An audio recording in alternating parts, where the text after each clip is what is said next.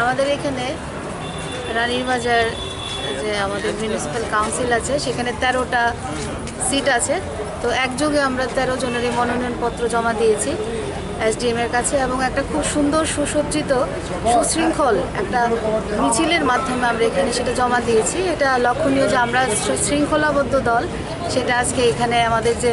মণ্ডলের অভিভাবক আপনারা বলতে পারেন শ্রদ্ধেয় গৌরাঙ্গ ভৌমিক মহোদয়, ওনার নেতৃত্বে সেটা সংগঠিত হয়েছে এবং খুব সুন্দর সুসজ্জিত একটা মানে বলা যায় যে প্যান্ডেমিক সিচুয়েশনের পরে আমরা যেন একটা মুক্তির আনন্দ এবং আমরা এখানে লোকাল বডি ইলেকশন জয়ের পরে আমরা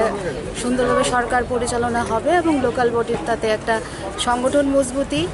এবং সরকারি কাজের যে বিভিন্ন আমাদের বিস্তৃতি রয়েছে সেটা এখানে জনগণ উপকৃত হবে, সে আশা রেখে 13 জনের মনোনয়নপত্রই একযোগে এখানে দাখিল করা হয়েছে আজ।